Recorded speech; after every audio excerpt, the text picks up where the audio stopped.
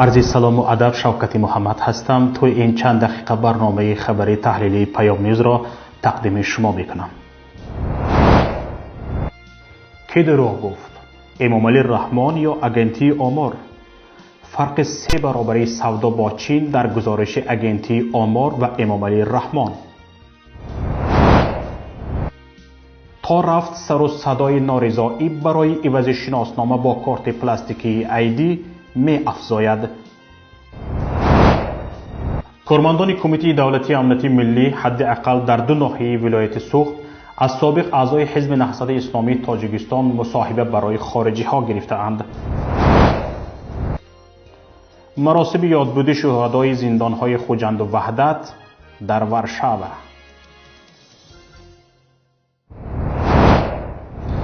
در حالی که آژانس آمار و خدمات گمرکی تاجیکستان حجم داد و گرفت مال با چین در سال 2018 را حدود 651 میلیون دلار گفته بودند، امامعلی رحمان اعلان کرد این حجم 2 میلیارد دلار را تشکیل می‌دهد. مبادله این مال میان کشورهای ما چین و تاجیکستان سال گذشته 2 میلیارد دلار را تشکیل کرد. امامعلی رحمان. اما آمار رسمی از آنچه رئیس جمهور گفت حجم بیش از 3 برابر کمتر را، یعنی همگی 651 میلیون دلار را نشان می‌دهد. کدام از این دو آمار دروغ است درک کردن چندان مشکل نیست. سراول، قبلا خود امامعلی رحمان در ملاقات با کارمندان گمرک، انداز و بانک ها با راه قاچاق وارد شدن حجم اساسی اموال وارد شونده به تاجیکستان را اعتراف کرده بود. صدها ماشین های پربار برای قاچاق هزارها تانه بار را میگذرانند، فقط برای جیب راهبری گذرگاه گمرک سرحدات خدمت می‌کند. ثانیاً از حجم گردش مال بین تاجیکستان و چین نه تنها امامعلی رحمان بلکه سی جین پین هم آگاه است و امکان دروغ گفتن رئیس جمهور تاجیکستان در حضور همتای چینیش برابر به صفر می باشد. سال گذشته حجم عمومی سودای خارجی تاجیکستان طبق آمار رسمی 4.2 میلیارد دلار را تشکیل داده بود. اما با در نظر داشت افشاسازی اخیر امامعلی رحمان می شود گفت که حجم تجارت خارجی نه کمتر از 6 میلیون دلار بوده است. این هم اگر واردات از کشورهای دیگر پر قانونی بوده قاچاق وجود نداشته باشد که باور کردنش دشوار است. حداقل از قاچاق توسط افغانستان خود رئیس جمهور خبر داده بود. در صورت وجود قاچاق در همین حجم سودای خارجی تاجیکستان حدود 13 میلیارد دلار را تشکیل داده نزدیک به 9 میلیارد دلاری آن با راه قاچاق وارد می گردد. با راه قاچاق وارد شدن این مقدار مال به این معنی است که بودجه تاجیکستان سالانه بیش از 2 میلیارد دلار را از دست می دهد. یادآور می شویم که بودجه تاجیکستان سال گذشته 2.4 میلیارد دلار را تشکیل داده بود. خود امامعلی رحمان از این دزدی بزرگ بودجه دولت کاملا آگاه است و حتی آن را در همان واخوری فوق الذکر نانو تکنولوژی تاجیکی عنوان کرده بود. او همچنین از آگاه بودنش از 2 راه قاچاق مال در حجم زیاد خبر داده گفته بود: همه مال با واسطه بانک‌های گمرکی به جمهوری تاجیکستان وارد شونده با 2 راه از پرداخت‌های گمرکی پنهان داشته میشن، یعنی با قاچاق مبادل میگردند. رقم ماشینا را عوض میکردگی، یک رقم گذرگاه کامera سیامکا میکند میگذراند، نامری ماشین گذشتگی را میگیرد، قفا را ماشین وای دویم و سوم ده همین ماشین بگذشت. در اصل 2 ماشین میگذارد، لیکن وای یک ماشین. این یک نمودش. در دیبانگا مالی وارد گشته بقیه گرفته شده، بعدی رسیدن بار در شهر دوشنبه و سایمونگ زبان یک کرده، حجتات در دیبانگا دیگر کرده، ارزش مال و باج گمرکی کم کرده میشه. در حالی که کشور در بحران شدید اقتصادی قرار دارد، خود رئیس جمهور هم همه ساله 10 بار از همتایان خارجیش و سازمان‌های مالیوی خارجی قرض می‌پرسد و از این دزدی پول بودجه آگاه هست. چرا تا حال کسی جزا نگرفته است و قاچاق ادامه دارد؟ من با هم رقم هایی که آمار تو رسمی پیشنهاد میگن همیشه شبهه داشتم و دارم. از جمله با این واردات و صادرات 3 میلیارد دلار برای کشوری، حتی برای کشوری چون تاجیکستان بسیار رقم کوچک است و یک کشوری که تمام مالهایش وارداتی است، تخمینا چیزی استحصال نمیکند. واردات با 2 میلیارد دلار بسیار رقم کوچک است. فکر میکنم شاید واردات حدود 6-7 میلیارد حتی تا 10 میلیارد باشد. اما مثلا این رقم هم که بارها در این باره هم گفتم، در رقم هم که درباره مبلغ‌های مهاجرین مبلغ رسما پیشنهاد میکنند حدود 2.5 میلیارد دلار در حال حاضر و قبلا تا 3 میلیارد دلار شاید تا فکرم تا 4 میلیارد هم رسیده بود مبلغ انتقال مهاجران. این هم به نظر من تنها یک قسم شاید نیمی آن پول‌های باشد که مهاجران به کشور وارد میکنند، چون که این آمار از بانک ها گرفته میشود و مهاجران تنها با بانک ها انتقال نمیدن پول. اینجا چند راه دیگر هست، چند راه دیگر انتقال پول است، مثلا حتی با خود پول نقد بردن با خود که اکثریت پول همین طور با راه نقدی برده میشود توسط خود مهاجران. و این پول مثلا اگر گفتن که توسط بانک ها 2.5 میلیارد وارد شد، تخمین ما این است که حدود 5-6 میلیارد وارد میشود در عموم. و وقتی که مثلا 6 میلیارد 7 میلیارد تا 10 میلیارد در زمانهایی که این رقم به حد بالا رسیده بود پول نقد وارد میشود و بیشتر این پول ها برای واردات مصرف میشود، برای وارد کردن از خارج به تاجیکستان، چون اکثر اموالی که مردم استعمال میکنند از خارج وارد میشود. بنابراین این تنها با پول مهاجرین که به این درجه است، یعنی تا گفتن که سودای خارجی تاجیکستان 3 میلیارد تشکیل میدهد، به نظر ما منطق راسته میاد و اصلا گپ سری رقم مبلغ ها نیست. گپ سری این است که وقتی تنها از چین با 1.4 میلیارد دلار مال قاچاقی وارد میشود، این گفتنی این به این معنی است که خزینه دولت حدود 300 میلیون 250-300 میلیون دلار انداز نمیگیرد. یعنی این اندازها به خزینه وارد نمیشوند و یک قسم کمی اون به کیسهای البته نفران مشخص میروند و باقی یعنی دولت محروم میشد از این یک درآمد اضافی. و وقتی اینقدر مبلغ بزرگ تنها از چین است و تخمین زدن که از دیگر کشورها چقدر داد اصلا امکان ناپذیر است. و اصلی مسئله این است که از قاچاق وجود دولت ضرر میبیند و در نتیجه خود مردم. و یکی از فکر میکنم یکی از سبب‌های بحران همیشگی اقتصاد تاجیکستان همین است که اقتصاد در سایه میچرخد، واردات، صادرات، استحصالات همش در سایه میچرخد و در طرف رسمی، در طرف روشنی تنها قسمتی از اون دیده میشود. همین طور 70% مالهای با راه قاچاق وارد شونده به تاجیکستان به نزدیکان رئیس جمهور تعلق دارد. دختر و دامادهای او واردات تمام مالهای طلبات اول و دوم را مونوپولی کرده اند و کسی حق وارد کردن این گونه مالها را ندارد. طوری خبر دارید حکومت تاجیکستان با تصویب یک قرار به شهروندان کشور تا 15 آگوست مهلت داد تا شناسنامه‌های قدیمی سال 1996 را با کارت پلاستیکی هویت عوض کنند، وگرنه عملاً از امکان استفاده سیم کارت تلفن خود محروم می‌گردند. باید گفت که حکومت تاجیکستان سال 2014 در برابر شناسنامه‌های معمولی کارت پلاستیکی به راه انداخته بود، اما مدت 5 سال می شود که هیچ یک مجبور کنیه برای عوض کردن شناسنامه با کارت پلاستیکی دیده نمی شد. در قانونگذاری تاجیکستان درباره حجت تصدیق کننده شخصیت هم یگان مقررات محض به خاطر سیم کارت عوض کردن شناسنامه پیش بینی نشده است. بر زمین این عین حال زیاده از 3 میلیون نفر باید تا نیمه ماه آگوست شناسنامه خود را دیگر کنند و سیم کارت های خود را از نو به رسمیت درآورند. این هم در حالی است که طبق امکانات موجوده وزارت کارهای داخلی تا ماه اوگوست تنها تخمینا تا 200,000 نفر می توانند شناسنامه خود را با کارت پلاستیکی ایدی عوض کنند و خلاص. باقی 2,800,000 نفر چیکار میکنند؟ این هم باشد نه با جرم خود، بلکه به خاطر نداشتن واحدی کاری جوابگو به طلبات و امکانات تکنیکی وزارت کارهای داخلی است. دانسته می شود حکومت در این طلبات هم قانون شکنی می کند و هم ظلم.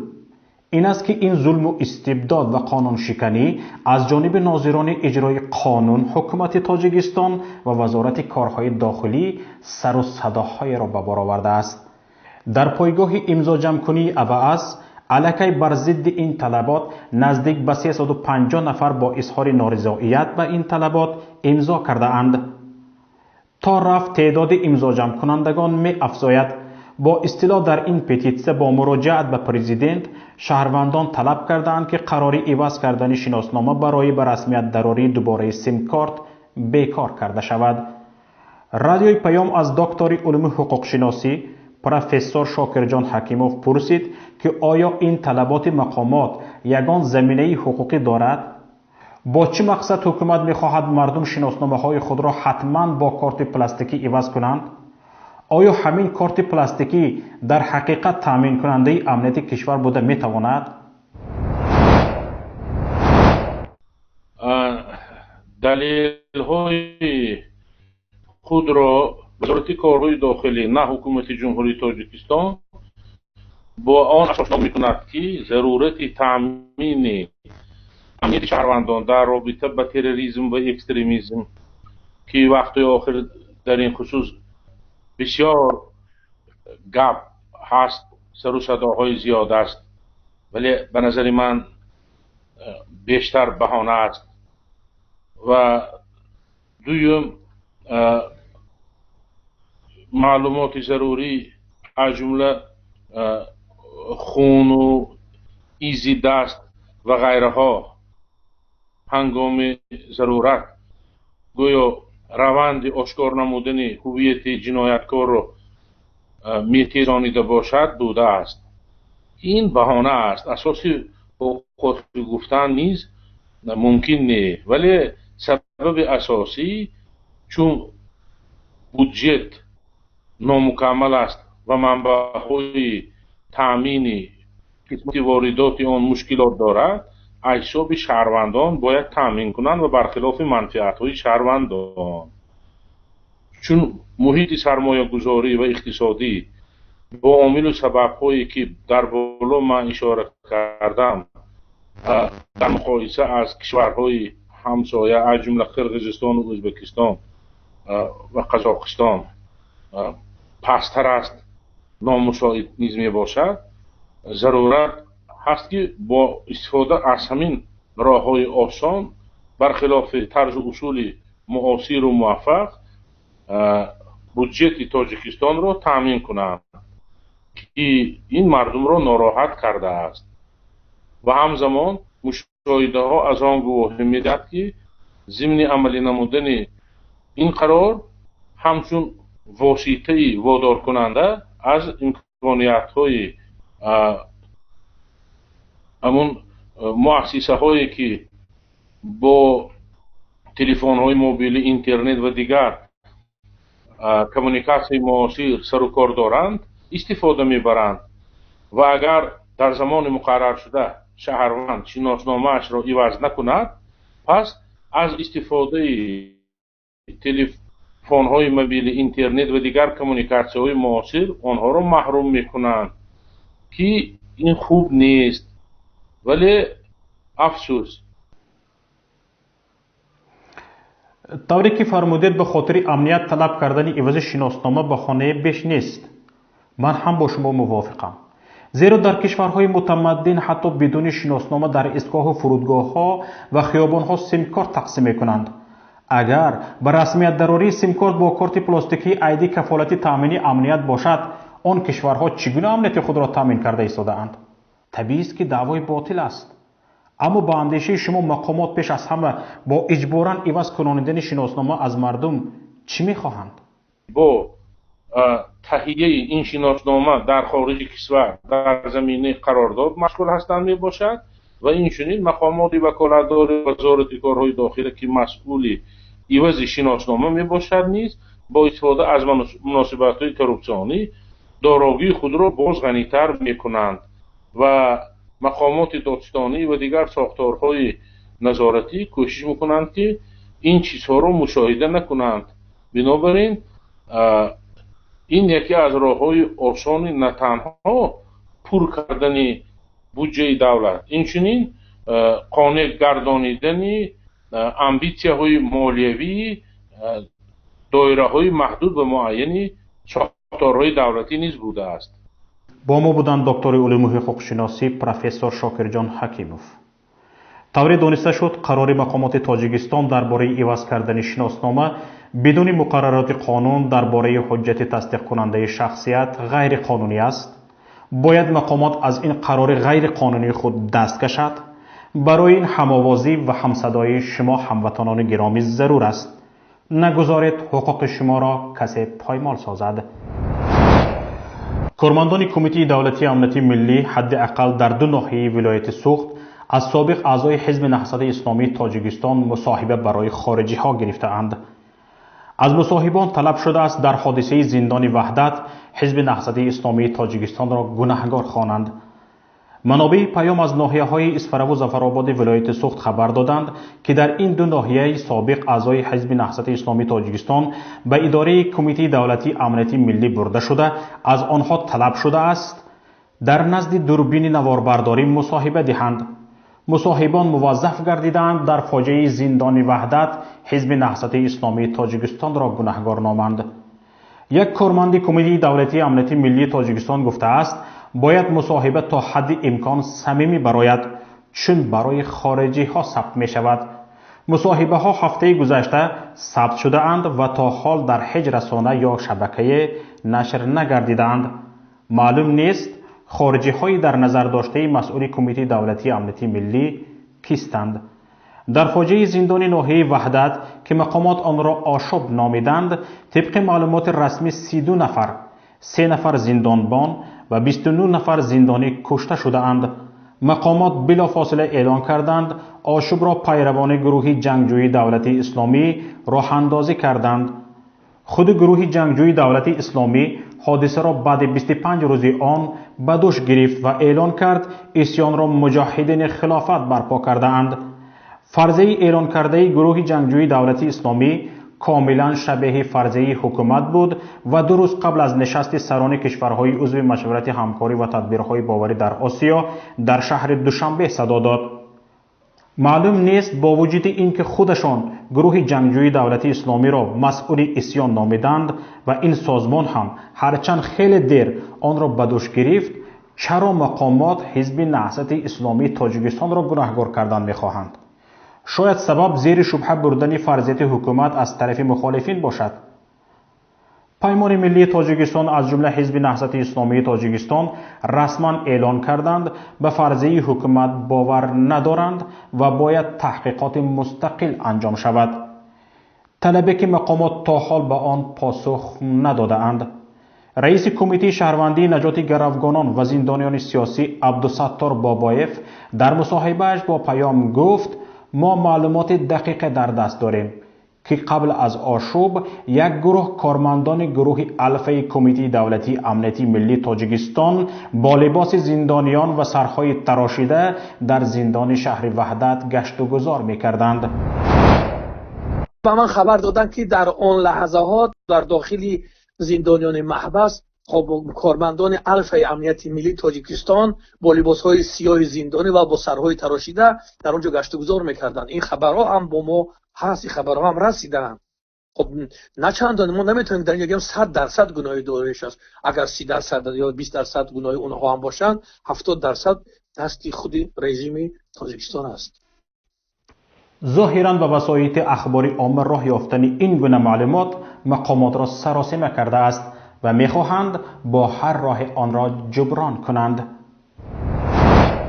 دیروز در پایتخت لهستان شهر ورشو مراسم یادبود شهدای زندان‌های خوجند و وحدت برگزار شد. در مراسم جمعی از تاجیکان مقیم اروپا و همچنین رهبریت پیمان ملی تاجیکستان شرکت کردند. در مراسم چند نفر از جمله محیدین کبیری رهبر پیمان ملی تاجیکستان و معاونش علیم شیرزمانوف، محمد جان نوری عضو ریاست عالی حزب نهضت اسلامی تاجیکستان، تیمور ورقی و شرف الدین گدایف اعضای شورای پیمان ملی تاجیکستان، عبدالستار بابایف رهبر کمیته شهروندی نجات گروگانان و زندانیان سیاسی سخنرانی کردند. علیم شیرزمانوف گفت در این هوای گرمی که ما در ورشه و تحمل کردنش را نمی توانیم، در زندانهای تاجیکستان مردمی نشستند در شرایط به مراتب بدتر که به زنده ماندن خود امید هم ندارند. محمد جان نوری تاکید کرد که علیم شیرزمانوف شهدای بعد صلح را یادآوری کردند. اگر من شهدای بعد استقلالیت را یادآوری کنم ساعتها می شود سخن گفت. اصلا حسابش از دست همه در رفته است که ملت ما تا حالا پس از استقلالیت چقدر شهید و قربانی داده است و چقدر دیگر قربانی خواهد داد. Ответственность наша каждого из нас в том, чтобы не отделять رهبر دیپارتمنت کار با رسانه‌ها و اطلاعات پیمان ملی تاجیکستان تیمور ورقی با ذکر اینکه در تاجیکستان وحدت واقعی ملی وجود ندارد گفت بسیار ننگین است که وقتی یک مصیبت بالای قشر می آید برخی قشرها اصلا احساس نمی کنند. او گفت وحدت ملی واقعی وجود ندارد و امام علی رحمان جنگ داخل را ادامه داده ایستاده است. عبدالستار بابایف ضمن سخنرانیش گفت با اعلان اینکه ایشان قیام الدین پر شیعه شده است و خیانت کرده است امام علی رحمان خون او را حلال کرد. شرف الدین گدایف با ذکر اینکه کشتار زندانی ها فاجعه یک حزب یا گروه نیست بلکه فاجعه ملی است گفت آنها میکشند، میترسانند و جنایت ها را میپوشانند و هیچ کاری برای پیشرفت کشور نکردند. باید همه قشرهای ملت علیه این حکومت ظالم مبارزه برند. در آخر محیدین کبیری رهبر پیمان ملی تاجیکستان ضمن سخنرانیش در این مراسم گفت کسانی که میگویند مبارزان وقتی اروپا آمدند بعد به سخن گفتن درباره زندانیان آغاز کردند نادرست است و با اشاره به نوار شکنجه زندانیان که در همایش نشان داده شد گفت نوار سال 2014 در اداره حزب نهضت اسلامی تاجیکستان آماده گردیده در خدمت روزنامه‌نگاران گذاشته شده بود. و یادم اون روزها آمد و اون قسمت دوم نوار که از شکنجه زندانی ها حکایت میکرد و برادر شرف الدین هم گفتم که این نوار اگر اشتباه نکنم سال 2013 یا 14 هست که بار اول در دفتر حزب در حضور روزنامه‌نگاران سازمان های بین المللی نمایش داده شده بود. بعد ختم مراسم اینچنین چند نفر از شرکت کنندگان از تأثیرات خود در این نشست به پیام نقل کردند.